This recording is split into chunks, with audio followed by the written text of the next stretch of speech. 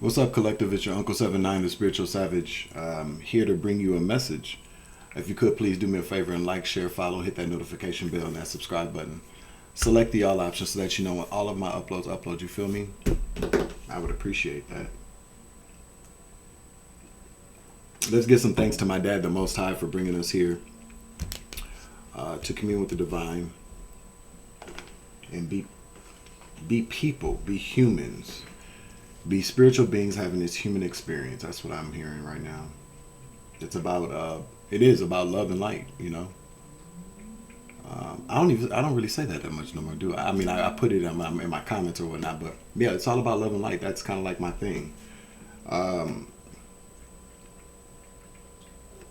Not just my thing, but you know, that's kind of like what I say. I was about to say the shit I say, but we're gonna tear that back a little bit. All right, so yeah, it's kind of like my thing, love and light, you know, because I do believe in that. I definitely do. It's not farce. It is definitely a thing for me, love and light. Because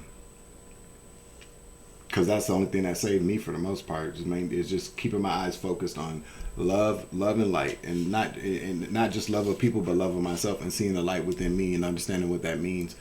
And also seeing the light in other people. So, yeah, I just wanted to say that real quick. I also would like to thank spirit guides and spirit teams and soul family and law enforcement and 5D and 3D ancestors and new subscribers, current subscribers, OGs. Definitely intergalactic family, beings, friends. So, you know, I'm the type of guy, the type of man that, the type of person that always cries for the villain. I do.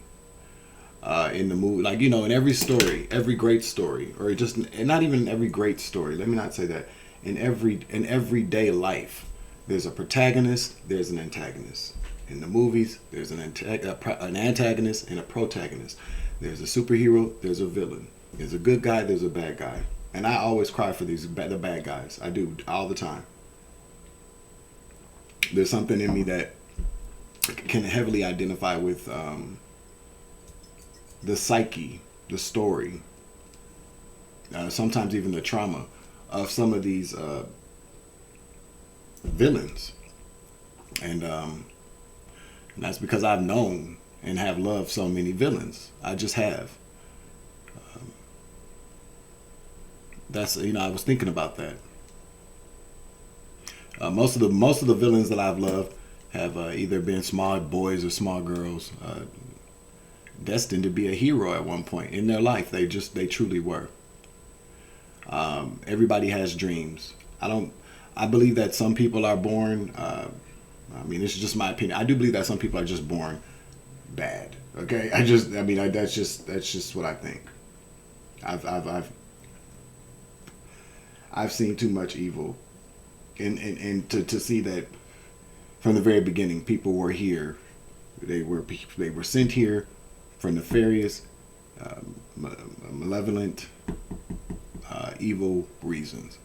But most of these people I've loved were not. They were young boys, young girls who, at one point in life, wanted to be Superman or Superwoman, Wonder Woman, who wanted to be police officers, doctors, lawyers, nurses, writers. Gymnasts, ice skaters, teachers, boxers, business owners.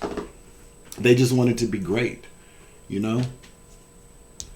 But someone or some predator, whether it's male or female, assaulted them and killing that hero within them. And I'm not talking about sexual assaults. I'm not just saying that. I'm talking about an assault on how they loved people, assault on their dreams, the assault on their spirits, their free spirits, their imagination. There goes that chip again. But they're just an assault on their innocence, on their ability to live freely amongst people. To, you know, they assaulted and annihilated and murdered that part, that empathy. their heart chakra, they put a block there. And it takes people like me, it takes people like you, collective, to come along and open up that, remove that block, just knock the block off, knock that block off of their heart chakra, so that they can love again, in the most correct way, the most pure way.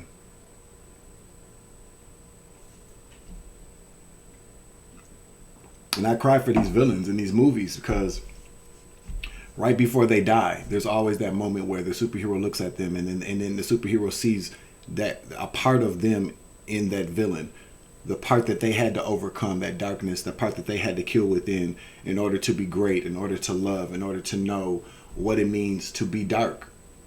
And the most important reason is to why you don't sit in darkness, why there's a balance. But unfortunately, sometimes, it's people don't make it out of that darkness. Even once that block is removed from their heart chakra, when they're able to love freely again, there's something, one of these predators from their lives, the spirit of a passed on predator, comes back and tells them, that's not what we taught you. That's not the way we taught you. This is what you're here to do. And then they become conflicted. There's a battle, definitely an internal struggle there. Mm-hmm.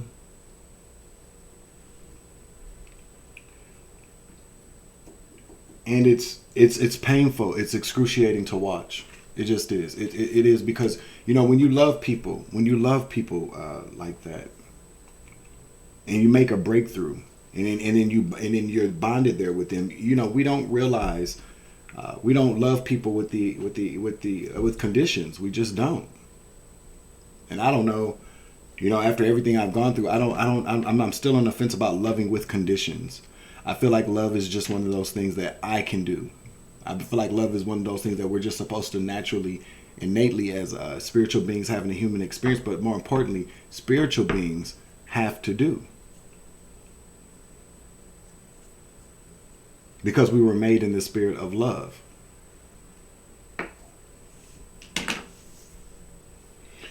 It's to me, it's very unfortunate that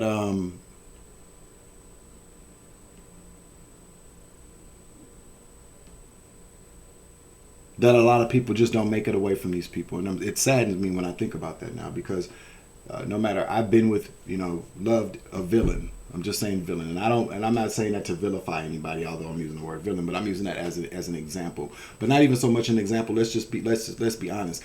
These people have embodied these characteristics of a villain or an antagonist in the story.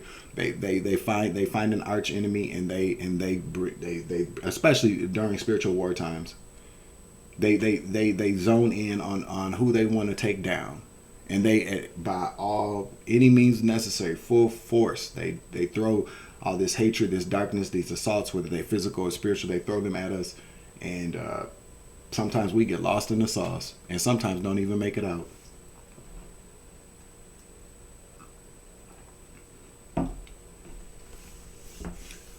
But love is one of those things. Love is the highest frequency we as people are supposed to be able to achieve. And it's supposed to, be able to defeat any kind of darkness. But it protects us. It does. It protects us. It does not always. It's not. It can, but it's not the love that we have inside of us. We are to share that with people who are there to receive. Those who are not there to receive, those are there to siphon off of it, to take it and defile it and make it into something ugly to use against us. To take our love and use it for ways to manipulate us, to scar us, to assault us. We can't save people like that. You have to want to be saved. You have to want to love. There has to be something in you that is ready to receive unconditional love and not want to do anything fucked up with it. This is where these people go wrong. I still cry for these villains, though. You feel me on that? You understand what I'm saying? Because when I look at these people, I see that little person in them, just locked away. They've forgotten all about that person. They don't even care about that little person anymore. That little person is still in there. That's what I've always seen. little hero inside of them. And that's what I've always tried to bring out of these people. And I feel like what happens is that there's a moment where that block on the heart chakra is removed. They feel more alive and more awakened because of the love that I share with these people, have shared with these people, and the love that you've even shared with these people. Where I'm using me as an example, but this is a blanket kind of example.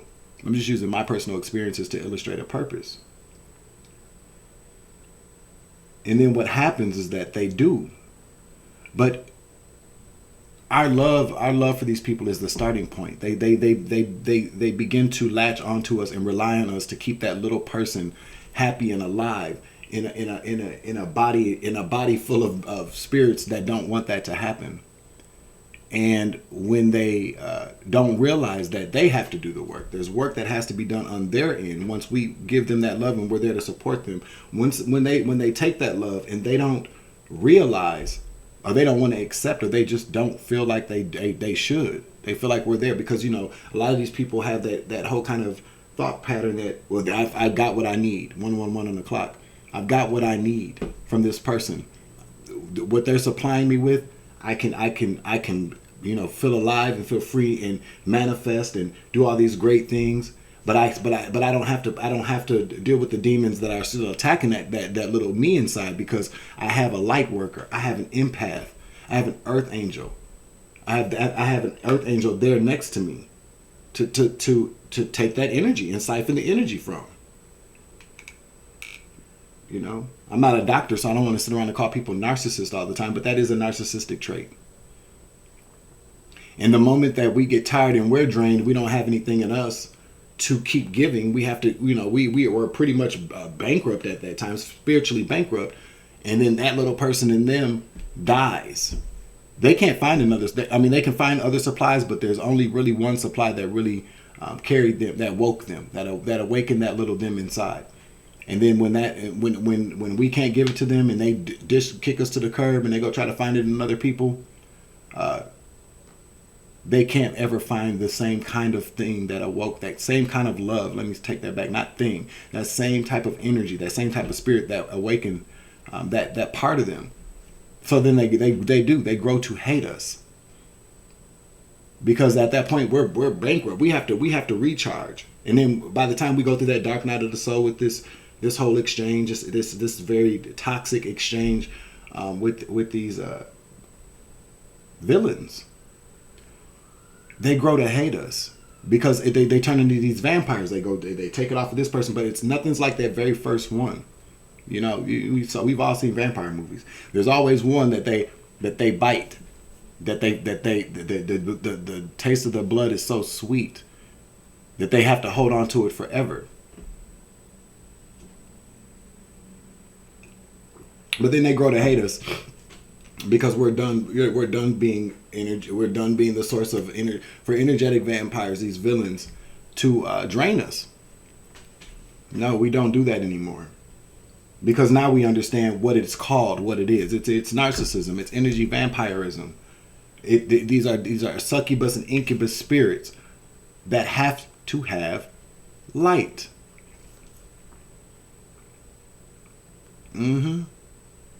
Because as long as that little piece of them, that little one in there, stays alive, there's a piece of purity, there's a piece of light, there's a piece of innocence in them that they can fall back on when they're doing all this demonic shit. They basically turn into the predator, or they begin to assault themselves, that little piece of them on the inside. This is what I'm hearing, and this is what I know too. But this is what I'm hearing in the way that I'm hearing it today. And I've been trying to come on here and do some readings, but I couldn't do it because I was channeling this message.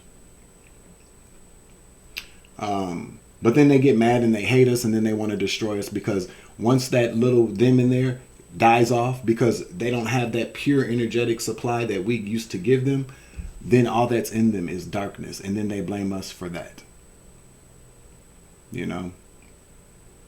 But I still cry for these villains, because they weren't taught these things. Nobody ever loved them the way that they should have loved them. And in some really kind of horrible situations, they were treated even worse than they've treated us.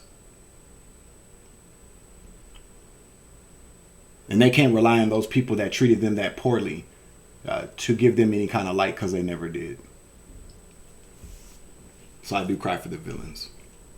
I cry for them and I feel badly for them, but I will not sacrifice myself for them or anything that the Most High God has in front of me that I can or cannot see. But I know that there's a promise there for me, just like there's a promise there for you. Don't let your guilt or the tears that you cry or the love that you still have for these people arrest your development, stop you from moving forward, stop you from shining, stop you from living. If you can't come across people, whether it's platonic or romantic, that aren't willing to pour as much into you as you are willing to pour into them, you can't do it. You just can't. And I don't usually tell people what to do on this channel, but I'm telling you, you can't do that if you want to live, if you want to complete your mission, if you want to fulfill the needs of your journey. There's no self-sacrifice involved in that. The Most High God's not even going to ask you to sacrifice for him, because he understands that that's a self-sacrifice, because we all carry God within us. God's not going to sacrifice himself. That's why he gets so mad when we sacrifice ourselves or sacrifice other people for him downstairs and their initiative. That's what it is. That's what I heard. So, I just wanted to share that, just to add some insight, because, we're not, I don't know what anybody else sees, but I'll tell you what, I ain't stupid. Okay? I'm not stupid. I'm an intuitive. I'm a seer. I'm an empath. I'm an earth angel. I am tapped in and connected. And I hear the storyline. We hear it every day, but today it's different. We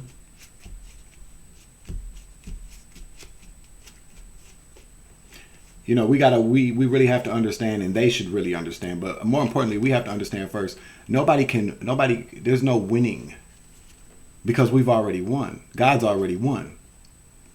So if you're trying to win over somebody that's of a dark force or a dark nature, you're participating in a very fruitless battle, because we've already won.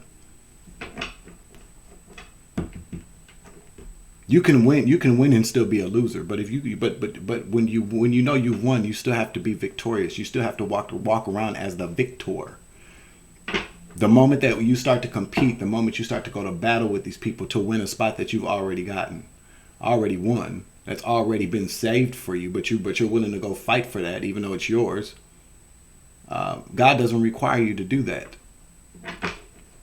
Does he require you to fight against evil? Yep. But from your winning spot. It's kind of like being royalty and never getting off of your throne. Yeah, you can fight. You can command your troops, command your soldiers. 1818 on the clock. Go handle that. Or you speak. You continue to be royalty. You continue to be nobility. You continue to be chosen, and understand what that is. Yeah, we got to get down and dirty sometimes, because this is spiritual war times. We're not always love and light. But you can't forget why you're fighting, or why you have to get up every day and be you instead of being them, the villains, because you're the hero, you're the protagonist. You're the good guy. But you never fight for your seat as the good guy, or the superhero, or the light worker, or the chosen one, because you've already gotten it. I hope that makes sense. You feel me on that? You understand what I'm saying? I'll be right back. Okie dokie.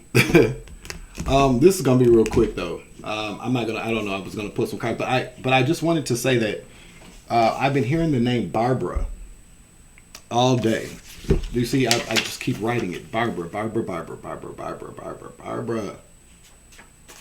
Barbara's from Texas.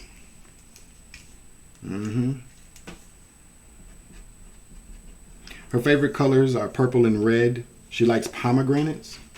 White diamonds perfume is highly significant. I can smell it now, so or something floral. I wrote down she likes cinnamon rolls, but then I was corrected, cinnabon. Very significant. And she likes country music. She's passed on. So, I doubt this is for me. It's for somebody in the collective.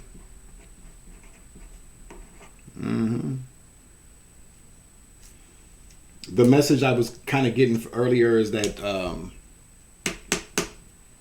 there's something she wants you to, whoever you are, she wants you to talk to her. She's trying to get in touch with you, to connect with you, to talk to you about some things. Something has to do with your brother and some type of police officer or government official, about the way she passed away or why. That's what I got. That's as far as I can take it. I've been told that's as far as I can take it. It's up to you to, if this is your confirmation, if this is somebody, if this resonates with you, you know what to do. You feel me? All right, 1:44 on the clock. I think I ended there, but I just jumped on to say this. I hope everybody's having a wonderful night. It's currently 8:30 p.m. on January 8th, 2024. 31 degrees Fahrenheit and cloudy in Minneapolis.